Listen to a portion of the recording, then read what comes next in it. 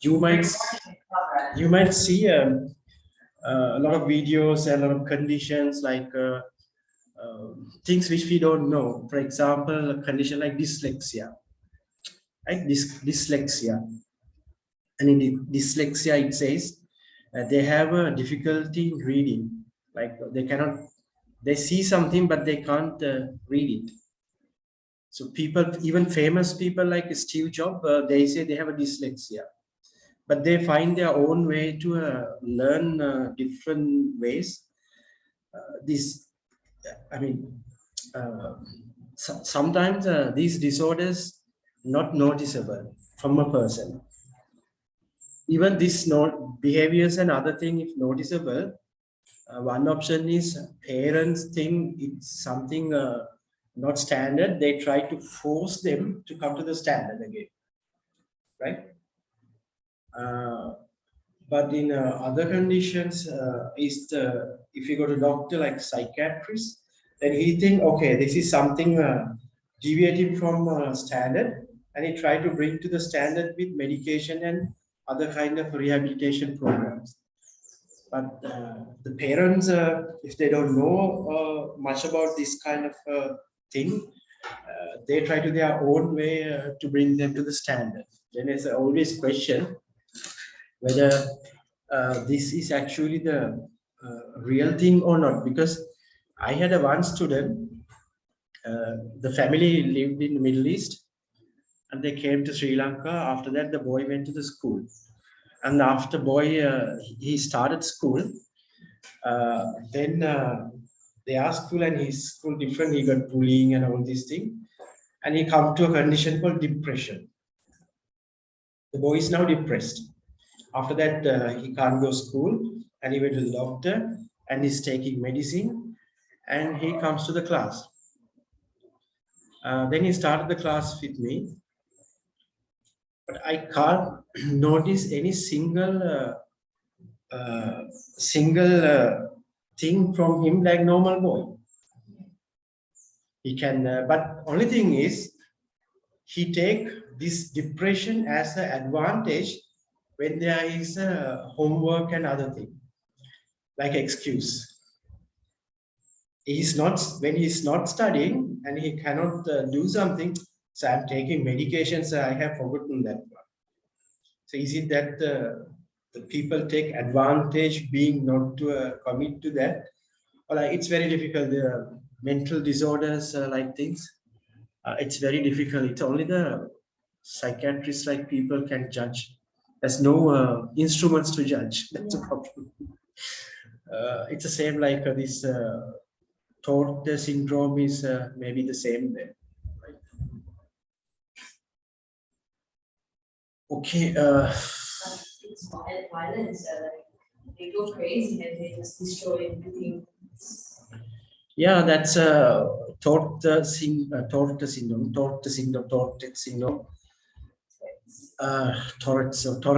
right? Tourette syndrome. It's a behavior disorders, right? When the behavior disorders, mostly rather than medication, I think a rehabilitation program can help them to bring to the normals. Okay, one exact molecular mechanism is DNA methylation.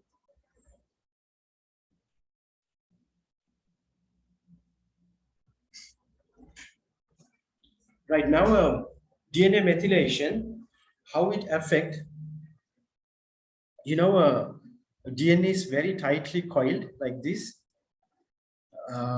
with the proteins when they live in the nucleus. They are tightly packed and coiled. And you have seen protein synthesis, the DNA unwind. First step is DNA unwind by helicase enzyme. The helicase enzyme break the hydrogen bonds, DNA is unwind. After that, this region is freely exposed to making the mRNA, right? And the explanation is that if methyl group bind to the DNA, DNA is very tightly packed. very tightly packed. If they're very tightly packed, it's difficult to make protein.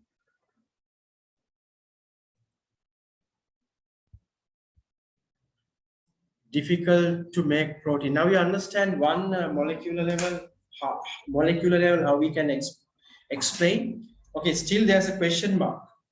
What is the environmental factor and why these methyl groups are formed, where it has come, and what kind of influence coming to this, and who are the susceptible people? It's the same for all, or some people can still control this. We can't find answers for this, but at the end we see the picture. When the scientists analyze DNA molecule, they can see different methyl groups attached to the DNA. It's a methyl group is attached between cytosine and guanine of the DNA molecule, and finally very tightly packed. So I think you need to remember methyl group added. And the second point is tightly packed or coiled,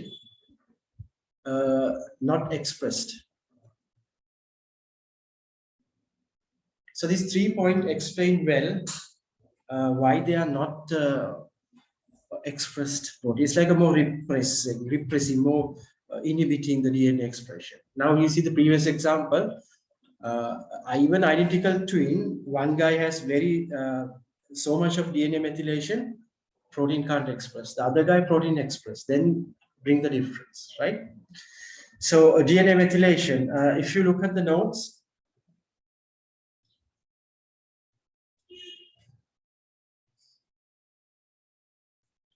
The first modification is DNA methylation. So DNA methylation is adding methyl groups, a type of epigenetic marker. The methyl group is added between base guanine and cytosine, and after that, it makes harder RNA polymerase to bind. I mean, it's tightly packed. So then we call it turn off. It's turned off because it doesn't make a proteins.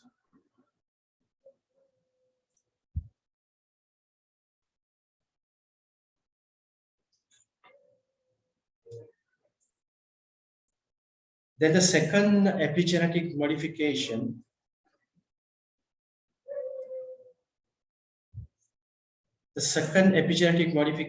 is,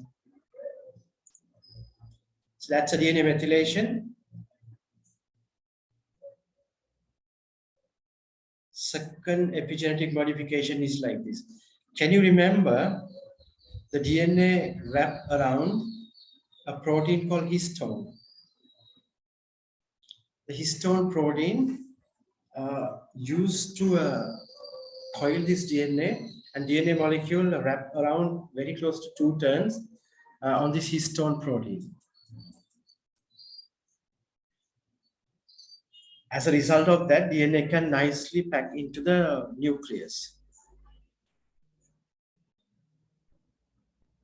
The next thing is, if the histone protein is modified, right? So that's a acetyl group. If the acetyl group is added to a histone, then the acetyl group change in the, because DNA is a negatively charged, right? And the acetyl group is getting more positive charges to the histone. So what will happen? DNA is negative, acetyl grouping more positive charge. As a result, no, it's a more negative, right? It brings more negative charges. Acetyl group is bringing more negative charges. As a result, this negative is not happy with each other. They try to little bit, the DNA molecule, try to little bit to go away from this place because of the negative charge. Now, in this situation, DNA is available for, more easily available for expression. It makes very easy to make the expression, right? So that's acetylation, histone acetylation.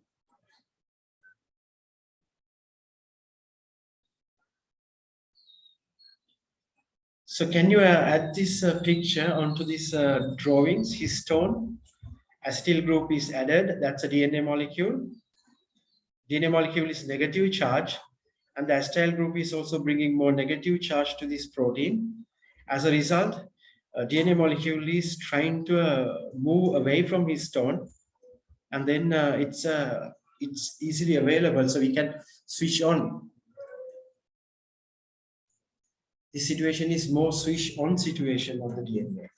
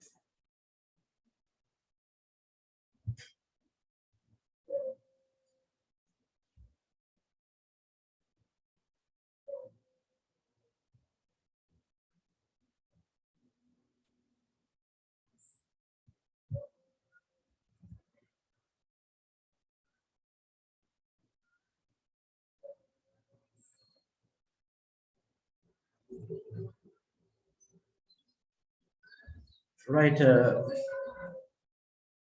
Again, change of the DNA molecule by external chemicals change the protein expression level. At least we have a very strong explanation with identical twins why this happens, right? But many things, it's very hard to explain with our knowledge, because you can understand if there's a family, and in this family DNA change, the mutation happened and person got cancer. The cancer is again a change of the DNA sequence. It's a mutation, not epigenetics. Because if a gene change, that gene is not properly working, then again we can explain this could happen due to food, due to a toxic compound exposed to some kind of harmful rays like this. But anyway, if we take as a family, the family more or less same thing are eating, they exposed to same environment, but only one person, why only one person is got the cancer, not whole family, it's very difficult to explain. Then we come into the age. With the aging, people get cancer, and maybe genetics, and maybe gender-wise. But things are very hard to explain, so it is still open to find many molecular mechanisms. Most of the molecular mechanisms we don't know much. Right, epigenetic modification, the last epigenetic modification is third one, is like this. Now, surprisingly, if you take a whole DNA molecule of human, let's say this box represent whole DNA molecule, and what is the percentage of this DNA responsible to make a gene? Because we always interesting about the genes, and we are talking about the genes protein, and literally we have impression, okay, whole DNA is made out of sequence, and sequence made the genes. So genes is inside the DNA, and then the gene expressed to make the proteins. But if you look what is the percentage of genes, it's very close to 3%. The genes represent close to 3%. And when you see a previous splicing method, also you learn exon and introns. So only the exon make this coding sequence. The 3 exon join to make the mature mRNA. So what is the function of this intron then? What is the function of this complete non-coding region? And some years back, the textbook printed this non-coding DNA is a junk DNA. Junk DNA. So they say it's a junk, useless DNA. Right, but now slowly we are getting information. They also have a very important function. Right, one function is this is the mature mRNA. So you know the mature mRNA make the protein. So they can make a protein. And scientists found it out, the non-coding region, if there is a epigenetic changes, these epigenetic changes can make RNA, the RNA molecules. This RNA molecule can destroy this RNA molecule, right? Break down or destroy this mature RNA. So this is called then non-coding RNA.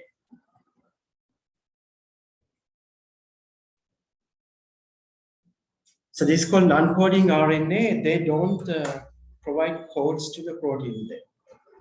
Because RNA is formed to destroy that RNA, there's another RNA is formed. Right? And this RNA is called small interfering RNA, siRNA. Small interfering RNA. Small interfering RNA destroy the mature RNA, so no proteins. So then cannot make protein. But how? Why this epigenetic modification coming, and what are the stimulus for this modification? It's very hard to find at the moment. So generally, we can put into one bucket. If the environment is different, if they're exposed to different chemicals, it can make changes to the DNA. As a result, we generally say good behaviors, good environment, pressure, good food can make people healthy. So it's this general picture. So this general picture gives idea that DNA modification might be favorable. That means not for the disease direction. It's like a favorable direction. Okay, so any questions about epigenetics?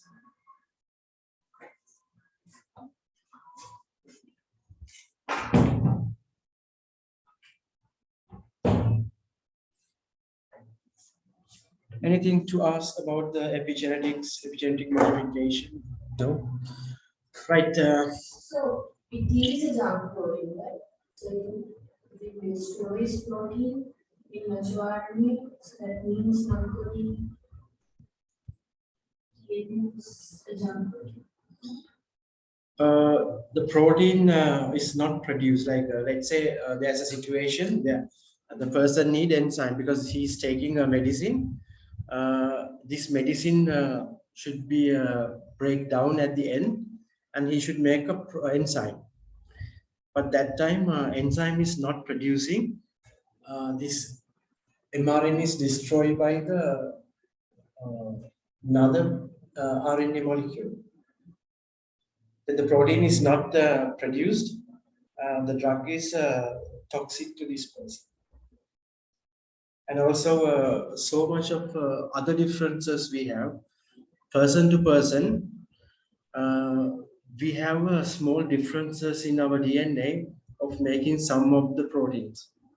I think you can understand easily that how you answer the question like, I can eat prawns, but that guy can't eat prawns because he's allergic.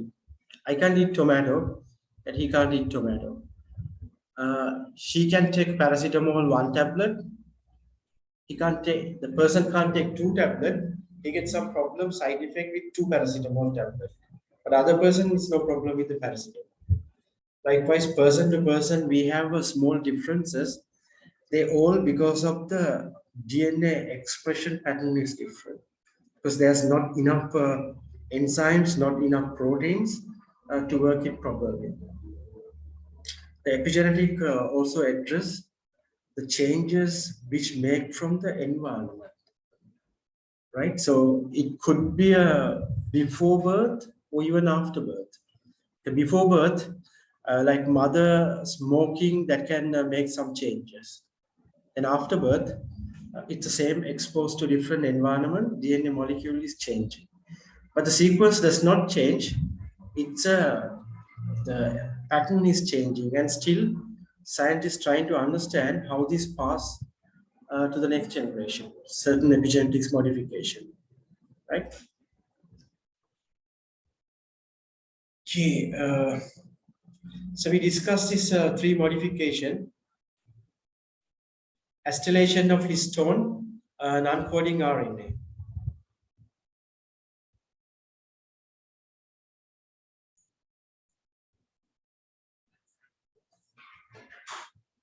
So, what are the side effects the baby could get if the mother is smoking and drinking alcohol? One side effect is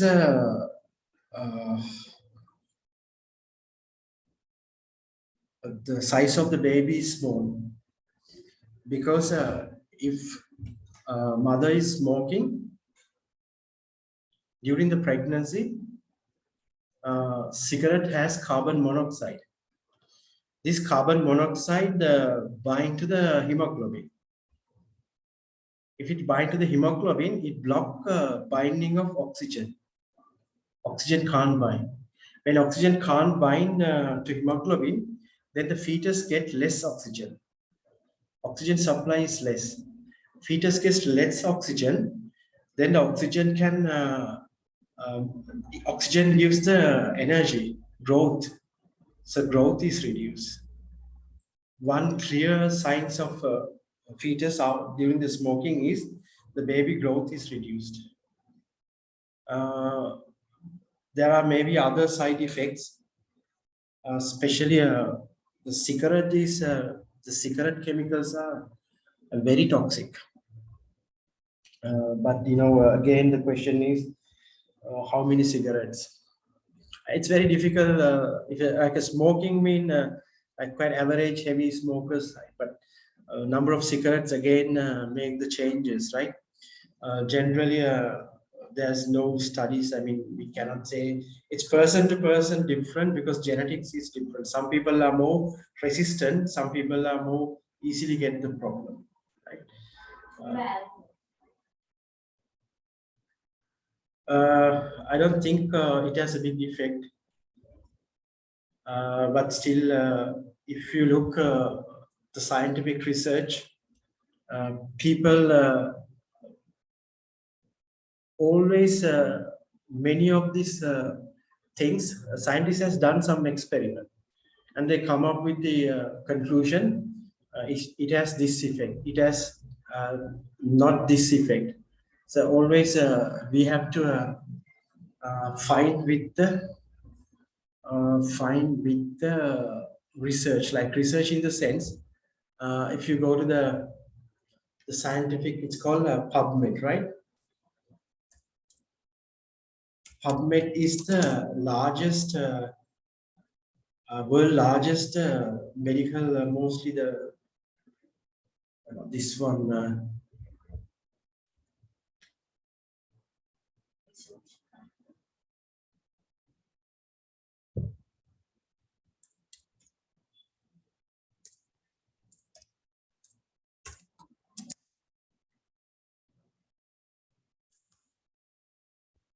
Yeah, this one, right? That's an online library.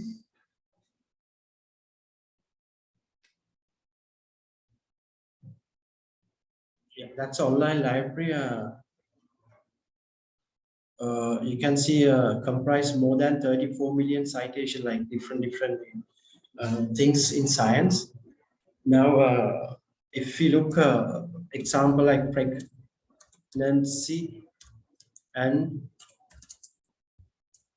alcohol.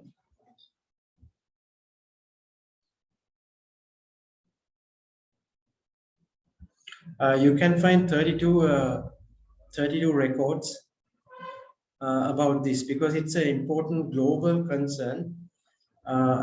It's a very important concerns worldwide. The pregnancy, nutrition, and different food like drinking coffee, drinking tea, drinking alcohol. These things you can find it out. Maybe you get a mixed result. Here you can see this article. Early life exposure to alcohol and risk of alcohol-induced liver disease in adulthood. You have to check the title and you have to find the right article sometimes. And you get after that abstract. Like here, if you take, let's say this article, then you get abstract. The abstract, they look, alcohol is a well-established teratogen that can cause variable physical and behavioral effect on the fetus. So then this sentence explain alcohol has effect. Teratogen is some kind of changes that bring to the fetus, right? So well-established teratogen that can cause variable physical and behavioral effect on fetus. So then they look how it happened, what kind of a gene change, what kind of a molecules change. Always you have to rely on science. If you want real scientific finding, you can search Google. But Google give a lot of opinion from different people. There's no scientifically proven. But if you want scientifically proven thing, then you have to find PubMed. For example, let's say people say eating monosodium glutamate (MSG) is bad. So now MSG is bad. Okay, the concept we have, MSG is bad. Is it bad? It is bad, right? MSG is bad. But then you have how do I know that MSG is bad? That person told. That person told. That's a personal communication, right? But you never search with PubMed whether MS, or even you never search internet. And people are saying MSG is bad. Is it scientifically? Yes. When you go MSG, is it bad? Monosodium glutamate is found in all type of food, ranging from this. MS is generally regarded as safe. It's safe. MSG. Now, when you say MSG is bad, salt is also bad. Yeah. Because we learned salt can induce hypertension. It causes hypertension. Now there are things like this. Now or don't very close to your TV. Don't look very close to your TV. It can damage your eyes. The people say, okay, then we believe right. If you look TV very close to the screen, it can damage. I should sit back and keep this chair so much away from the TV. Then, if you go to find watching TV and damage to the eye, like generally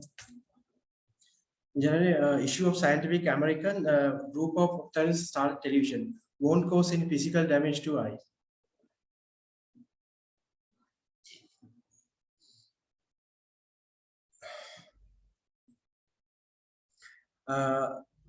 You may feel eye fatigue, the difficulty in eye, that means pain several hours TV, but no physical damage to eyes, so eyesight occurs. Scientifically, people, we have to believe science or we have to believe general things. People can say anything without scientific base.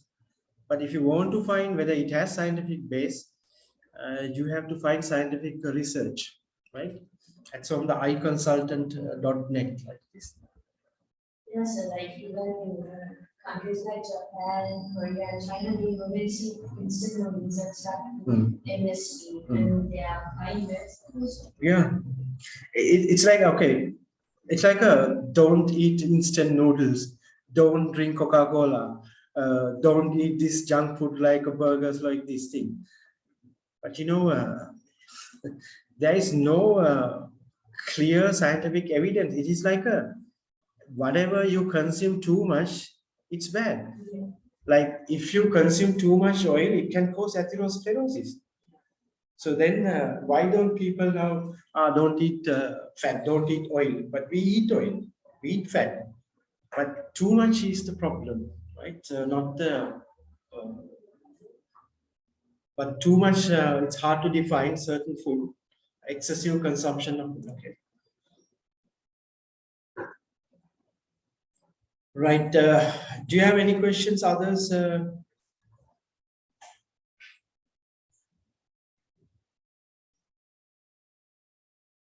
Okay, before we come to this question, I want to finish this one. Okay, maybe some question we can look now.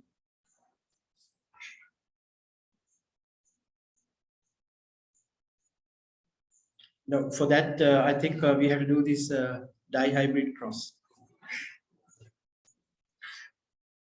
Actually, everything come to a classroom and it's when is it possible way to Yeah. Dihybrid inheritance.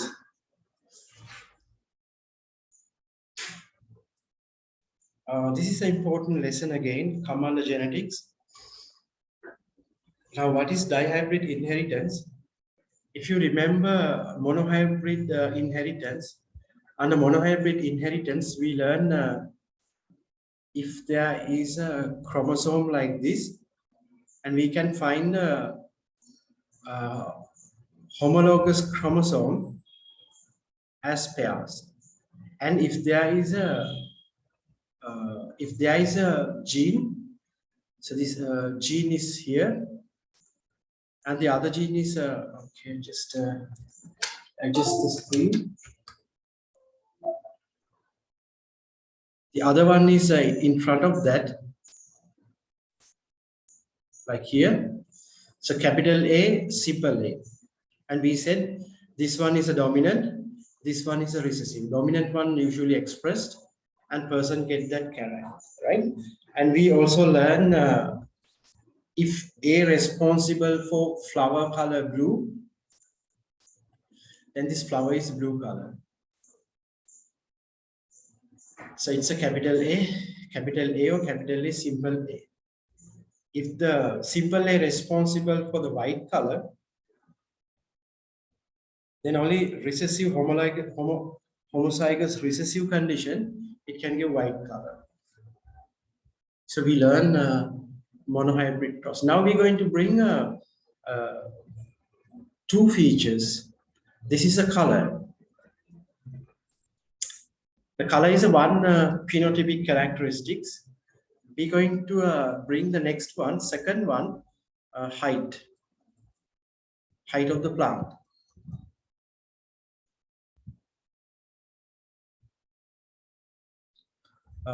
This is come under the dihybrid. Di mean two, color and height of the plant. So height of the plant, it should be a tall, it should be short. If the tall is dominant, I can write capital T. If the short is recessive, simple T. Now I have 4 letters. So we're going to learn how we can combine these 4 letters to show this genotype, right? So example, I can write like this: capital A, simple A, capital T, simple T. So then this is one feature, this one feature, the color and the height. Okay? So we're going to learn this dihybrid cross, how it really works, right? In this case, we start like this.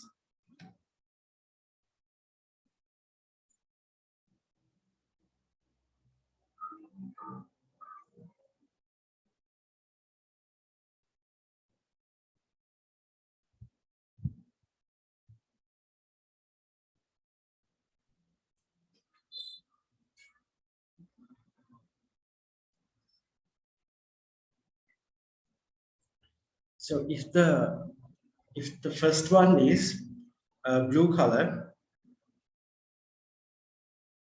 and tall, the second one is white color, short. That plant is like that, right? The blue flower tall plant, we have a capital A, capital A. We write B.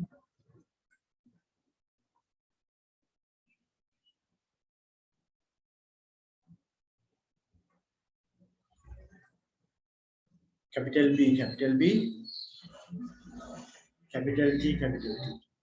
And this one, simple B, simple B, simple C, simple T. So this is the genotype. This is the phenotype. This one is a phenotype. This one is a genotype. So if we cross these two, right? If they cross these two, then we know that half of the chromosome going to the gametes. So this is the gametes. Then the half of the chromosome is going. When the half of the chromosome is going, from these two, capital B, one is going. From these two, one is going to the other cell, right? So it's always, if you write, it is always capital B and capital T. And if you take this one, it is simple B, simple T. Now, if we want to find how many gametes can produce from this, what are the, how many gametes mean? What are the total different combinations?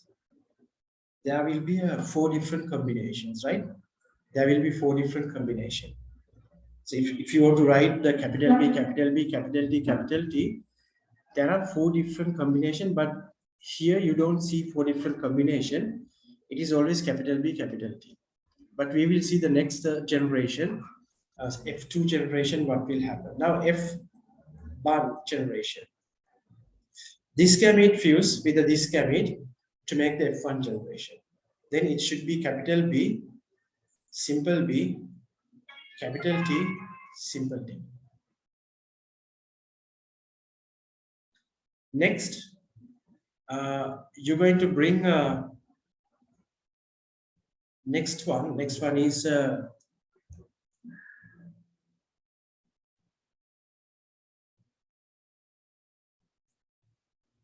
capital B, simple B, capital T, simple T with capital B, simple B, capital T, simple T. Now here we can find this gamete formation. This and this make capital B and capital T. This and this make capital B and simple T. This and this simple B, capital T. And this simple B, simple T. You see 4 different combinations.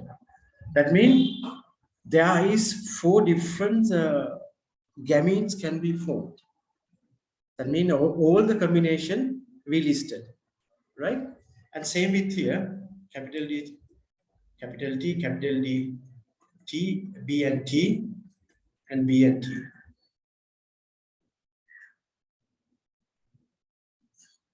Now you want to find it out, what is the genotype and phenotype can be produced by all combination. For that, you have to draw a table again.